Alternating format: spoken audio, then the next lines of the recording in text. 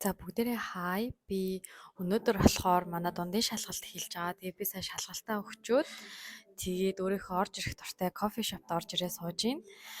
За тэгээд би өнөөдөр болохоор ямар бичлэг хийх вэ гэхээр би сэтгэл засалд яваад одоо жил гарan ер нь болж байгаа байхгүй юу? Тэгээ сэтгэл заслаас ер нь ямар хуу юмнууд сурч авч байгаа, ямар хуу зүйл сурч авсан, ер нь ингээд миний бодлоор ийм сэтгэл судлал яг ийм тий өөрийгөө ойлгох гэдэг нь яг юу юм гэдэг талаар би одоо бичлэг оруулж эхлэе гэж бодсон. Тэгээд хамгийн ихний бичлэгийн маань одоо ингээд эхэлж байна.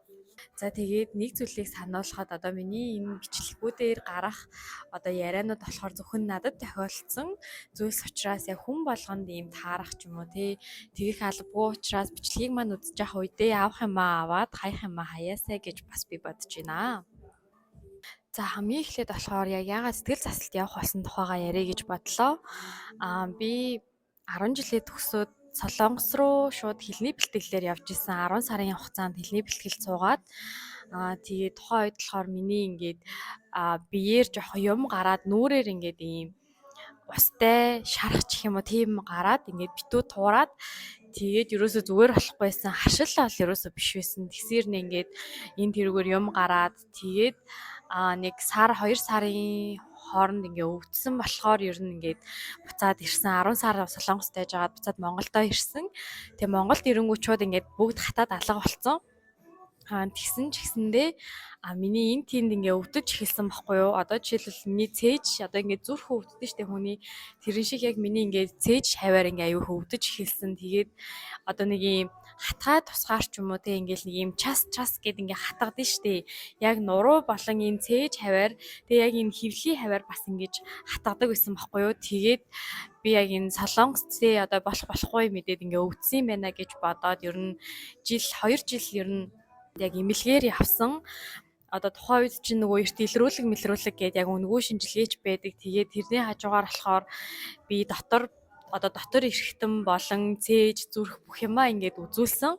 Тэгээд тэгэнгүүт яг тийм амар хатгалт өгөх хэмжээний өвдөлт төхөр юм ямар ч зүйл гарч ирээгүй. Яг бүгд ирүүлсэн баггүй би. Тэгээд хамгийн сүүлд гэх юм бол 2023 онд яг би төрсөн өдрийнхөө үеэр яг ийм төрсөн өдрийнхөө маргааш нь би босч ирж чадахгүйсэн бохгүй ингээд яг ингээд биеийг маань ингээд юмар хүлцсэн юм шиг ингээд цээж үндихгүй ингээд тэрийг яг ямар өвдөлт гэх юм болоо ингээрээсээ босож чадахгүй ингээд хөшсөн юм шиг болцсон. Тэгээд ингээд ерөөсөө ингээд хөдөлж чадахгүй хатгуулаад ингээд тэгээ би ээжтэйгээ хамт зүрхээ үзүүлэх гээд зүрх болон уушгаа үзүүлэх гээд эмнэлэг орсон. Тэр үед болохоор зайсанд гранд мэдээллөө тэр эмнэлэг дээр очисон байхгүй юу. Тэгээд нөгөө уушигны зураг авахулна гэсэн чи хийх эмнэлгүүд дүүрсэн. Тэгээ гранд мэд эмнэлэг дээр бит хоёр очиод тэгээд уушигны зураг авахуулаад эмч дээр нь яваад орсон чинь эмч нь надаас юм амар санаа асуулт асуусан байхгүй юу. Тэр нь юу вэ гэхээр ойр тэр нойр хийрэн, ер нь сэтгэл санаа хийрэн гэд ингээл яг тиймэрхүү асуултууд асуусан бохгүй тий одоо тэр яг юм тий уушигны хатгаатай ямар хамаатай ингэж байв бодож исэн тэгсэн чинь тэр эмч болохоор эхлээд яг ээж гаргаж байгаа надтай тустай ярилцсан тэгэнгүүт чиний ингээд уушиг чинь ингээд зүгээр байна өвдөөгүй энэ өвдөлт болохоор хүний нөгөө юм сэтгц одоо ингээд эрүүл бос тий болоод ирэнгүүт биен дээр ингэж булчин чангарал гэдэг юмар гарч ирд юм аа. Тэгээ наад өвдөлт чинь болохоор булчин чангарал байна гэж надад анх тэр юм чи хэлж өгч исэн бохгүй юу. Тэгээ тэр юм ч болохоор яаж мэдчихсэн бэ гэхээр тэр юм чи охин нь нас яг ингэж өвдсөн юм байна л да. Энд тэнд нь хатгуулаад тэгэнгүүт тэр нь болохоор одоо юм сэтгцэн хитрхи их ингээд одоо бүр за би болохоо байж шүү гэд тийхээрээ одоо яг тийм булчин чангарал болж ч юм уу те биен дээр ингэж гарч ирж илэрдэг гэж надад тайлбарлаж өгсөн байхгүй юу. Тийм болохоор чи одоо эмчэд үзүүлэх биш одоо засалч дээр яваа гэж хэлсэн. Тэгээд дараа нь болохоор тэгээ би тэр эмчтэйгээ явуулсан ш дуусаа дараа нь манай ээжтэй асуулсан. Тэгээд ер нь ийм нөгөө сэтгцийн жоохон асуудалтай болсон юм байна да гэж тухайн үедээ би яг бодоод өнгөрсөн. Тэгээд тэр эмч болохоор манай ээжээ тайлбарлахдаа одоо ингээ те дээр үед чи яг юм галзуурсан хүмүүс л юм сэтгцэн эмнэлэгт явдаг байсан. Тэгэнгүүт одоо болохоор хүмүүс зүгээр л те ингэж тайван байхын тулд одоо ингээд ер нь ийм стресс аягүй их болцсон нийгэмд тийм болохоор одоо тайван аз жаргалтай амьдрахын тулд ингээд өдөр тутам сэтгэл зүйчтэй уулздаг, сэтгэл заслалт явдаг хүмүүс олон болсон. Ингээд танай охинд болохоор тэр тусмаа аягүй хэрэгтэй байгаа юм байна гэж ер нь тайлбарлсан гэж хэлсэн манай ээж. Тийм болохоор ингээд охиноо ийм сэтгэл засалч дээр явуулаа гэд тэгээд охиныхоо явж исэн тэр сэтгэл засалчийн дугаарыг надад өгсөн. Тэгээд би анх удаага за би ингэж өвдөж байгаа юм байна. Миний би физиолог биш ингээд сэтгц ер нь өвдөд байсан юм байна гэдгээ анх удаа мэдсэн. Гэтэ тухайн үед яасан бэ гэхээр анх удаага би ингээд амар ийм баярлсан ч гэх юм уу нэг тийм мэдрэмж төрсөхгүй. Яагаад тэгэхээр амар ийм ойлгогдмоор л байсан юм шиг байгаа. Хин нэг тийм тэр юмч намайг чиний сэтгэлч өвдөж байгаа юм биш үү гэж хэлэнгүүт би ингээд яагаад ч юм уйлах гэдсэн. Амар юм нулимс гарах гээд. Тэг би ингээд миний дараа нөгөө ээжтэй болцсон гэсэн шүү дээ тэр юмчтэй. Тухайн үед би ингээд гарч ичээд амар хөөлж исэн бохгүй юу. Яагаад юм ерөөсөө мэдгүй зүгээр л ингээд нэг юм амар гоё мэдрэмж исэн. За ямар ч тач юу энэ зүйл маань ингээ өвддөм байна. Би энэ дээр илрээд байгаа ч гэсэндээ би ер нь юм сэтгэл өвдөжсэн гэдгийг амар мэдчихсэн байгаа байхгүй юу. Тэгээ юм би энэ дээр илрэх хэмжээний гэж бол мдээгүй. Тэгээд ээж битээр гарч ирээд ээж надад за ийм юм болсон юм байна гэсэн юм байна гэж хэлээд тэгээд битээр тэр сэтгэл засалчтай ер нь бол холбогдсон. Тэгээ тэр өдөр ээж хоёр жоохон бялуу мэлуу идээд хоёулахнаа жоохон цагийг өнгөрөөгөө тэгээд ер нь тиймэрхүү юм болсон байдаг юм аа. За тэгээд бид хоёр нөгөө дугаараа аваад гэртээ хараад сэтгэл засалч руу ер нь бол холбогдсон. Тэгсэн чинь тэр сэтгэл засалч маань болохоор өөрөө айгүй тийм сайн юм засалж болохоор ойрын 1 сар хагасны хугацааны цаг ерөөсөө байхгүйсэн дүүрсэн байсан гэсэн үг байхгүй юу. Тэгээд тийм болохоор би яг тухайд чи 11 сар байсан. Тэгээд би 12 сарын дунд тавцаанаа яг нэг сэтгэл заслын цаг олж авсан байхгүй юу. Тэгээд тэр цаг дээр очиод хамгийн ихнийх нь болохоор хамгийн ихний удаагийн оролт болохоор яг юм онцлогоо гэж явдаг. Тэгээд бид хоёр яг тийм гэж гаргаж ирэхгүй. Гэхдээ ерөнхийд нь ярилцаад ямар хуу юутай байна гэдгийг ямар хуу онцтой байна гэдгийг гаргаж ирдэг. За тэгээд миний ингээд онш болохоор архаг сэтгэл готрол архаг төгшүүртэй гэж гарч ирсэн. Тэгээд ер нь бол ийм айгүй айдастай хүнд ингэж юмаа хэлхээс айдаг ч юм уу, өөрийнхөө үзэл бодлыг хэлхээс айдаг ч юм уу, хүнд загнуулахаараа ингээд салгандаг ч юм уу, яг би жил хагасын өмнө яг тийм байсан бохгүй юу ер нь. Тэг ингээд нийгэмтэй ч юм уу ингээд нийгэм болон ийм хүмүүсийн харилцаанд орохоос айгүй их айдаг байсан би. Тэгээд тэрнээсээ болоод би ерөөсөө ийм өөртөө амар ихтгэлгүй болцсон, амьдрахад амар хэцүү болцсон байсан. Тэгээд тэр нь болохоор яг ийм төвшүүрээр аягүй хилэрдэг. Юмнаас айдас одоо нэг газар ажиллана гэх юм бол одоо хийж чадахгүй бол яана, эсвэл намайг загнуул яана ч юм уу яг тиймэрхүү ийм төвшүүр надад аягүй хай байсан. За харин сэтгэл готрол маань болохоор надад яаж илэрсэн бэ гэхээр за одоо жишээлбэл би нэг хүнтэй муудалцлаа л да. Зүгээр ийм хөнгөө муудалцлаа битэр. Тэгэл за гэл ингээл хоёр тишээ салаалаа. Тэгэнгүүт тэр хүн болохоор надтай муудалцчаал 5 минутын дараа зааз гэл мартаал өөр юм хийдэг штэ ер нь хүмүүс.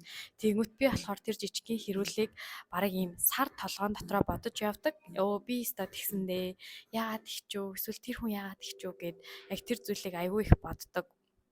Тэр нь болохоор аягүй их сэтгэл готрол руу яг намайг оруулцдаг. Тэрэндээ ингээл байн автаад ахаар ингээл угаасаа хүний амьдралд аягүй их тийм харилцааны асуудал гарч ирдэг. Тэгээд тухайн үед яг нөгөө 20 нас гарсан байсан болохоор илүү ийм нийгэмтэйгээ харилцдаг байсан болохоор тиймэрхүү зөрчлүүд гарах болгонд би яг готрол руу ордог байсан. Яг готрол руу орчхороо би орноосоо ер нь босдгоо бараг хаяада 7 хоног ч юм уу Солонгост байхад бас би яг тэгжсэн байхгүй юу яг ийм амар хэцүү зүйл тохиолдохоор би ингээд бүр заримдаа ингээд хичээл бичээлдээ явахгүй тэг хит идэх ч юм уу ингээд тиймэрхүү шинжүүдээр бол яг миний сэтгэл готрол илэрж исэн. За тэгээ тавчгын ярил нэг иймэрхүү ингэж миний сэтгэл заслын одоо аялал маань эхэлсэн байгаа. Сэтгэл засал гэдэг нь юу хийдэг вэ гэхээр сэтгэл зүйчээс ялгаатай нь болохоор сэтгэл зүйч нь болохоор зөвхөн юм зөвлөгөө өгдөг тэгэнгүүт сэтгэл засал гэдэг нь болохоор илүү одоо юм даал тухамсартай ажилдаг одоо ховс мос ч гэдэм үү илүү ийм эмчилгээний маягаар явагддаг гэсэн үг. Тэгээд сэтгэл зүйчтэй бол ерөнхийдөө ийм хөнгөн түвшний зөвлөгөө авах хэмжээний одоо арай ийм хэвийн төвшөнд байгаа. Тэгээ жоохон стресст гээд байгаа хүмүүс бол одоо сэтгэл зүйч дээр явдаг гэж би ойлгосон.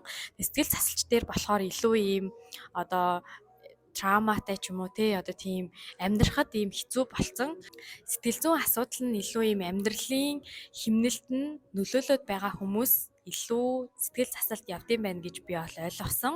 Манай сэтгэл засалч бас ингэж хэлсэн баггүй юу? Одоо миний дотор байгаа энэ шарах трауманууд нэлээд ийм том ийм бул харж чулуу гэдэг лөө ийм том чулуу гэж бодох юм бол хоёлаа ингээд 7 хоногт ч юм уу 2-7 хоногт нэг цагаар ингээд уулзахтаа тэндээс ингээд жижигнэр ингээд зохиод имтэлж байгаа гэсэн үг ээ. Тэг ингээд тийм болохоор хоёлаа ингээд баг багаар имтлээл яваал байна. Тэгээд тэр хэмжээгээр ингэж баг багаар дээртнээ шууд сайжирчин гэсэн юм байхгүй, шууд зүг зүгээр болно гэсэн юм байхгүй гэж надад яг хэлжсэн байхгүй юу. Тэгээд надад ер нь байдаг хамгийн ийм гол ийм шарах гэх юм бол яг ийм бусад хүмүүсээс айгүй ийм хамааралтай байдаг тийм шарахгүй юу. За тэрийг дотор нь задлах юм бол хамгийн эхлээд би яг бусдын хүлээлтэнд ингэж хүрэх гэж амар хичээдэг хүүхэд байсан 10 жилдээ ийм юм хийвэл гоё штэ, тийм хийвэл гоё штэ гингүүт яг тэр нь байхыг хүсдэг ч юм уу. Яг ийм би өөрөө яг дэги гэдэг хүн яг юу хүсдэг юм бэ гэдгээ би ерөөсөө мэддэггүй байснаа ойлгосон. Зүгээр л одоо нийгмийн жишээ гэж ярьдэн штэ. Ийм хүн гоё, тийм хүн гоёг тэр хүнд би хүрэх гэж амар хичээдэг байснаа ойлгосон. Тэр хэмжээгээрээ би амар их өөрөөсөө холдчихсэн. Тэгээд яг тэр шархвал надад амар их байсан. Одоо ч гэсэн байгаа. Нэг талаараа одоо хүн болгоны үгэнд тааруулж байх гэж би бас хичээдэг байсан. Гэл ер нь ингээд бусдаас хамааралтай юм шархнууд өөрөөсөө гэхээсээ илүү бусдаас хамааралтай, бусдад таалагдах гэсэн нийгмийн стандартад одоо тэнцэх гэсэн, тэрэнд хүрэх гэсэн тийм одоо шарах бол надад байсан. Тэгээд яг ийм сэтгэл засалт явангуут би өөрийгөө бас айгүй ойлгож, олж авч байгаа юм шиг санагдсан баггүй юу. Өмнө нь болохоор дэги гэдэг хүнийг яг ийм бусдын өгөл амар их бүтээдэг байсан. За ер нь бол бусдын ингээ хүлээлтэнд хүрэх гэдгийг би яг хоёр ангиллаж байгаа байхгүй юу. Нэг нь болохоор гаднаасаа, нөгөөх нь болохоор дотроосоо. За гаднаасаа гэдэгт нь жишээлбэл те гадаад төрх маань яаж харагдаж байна, яаж ингэж нүрээ бодох уу, яаж ингэх үү гэдгээ би дандаа бусад хүмүүсээс ингэж заалгадаг. Жишээлбэл одоо ингэж бодвол ямар байна гэж өөр хүнээс суугаад тэр хүн хүлээн зөвшөөрөх юм бол за энэ яг минийх юм байна гэж өөрийнхөө нүр бодолтыг хүлээн зөвшөөрдөг ч юм уу те эсвэл хувцаа ч гэсэн яг асуудаг тэр хүмүүс гоё байна гэвэл гоё харагдаж байна гэж боддог ч юм уу. Гадаад төрхөөрөө бол яг тийж бусдаас хамааралтай байсан.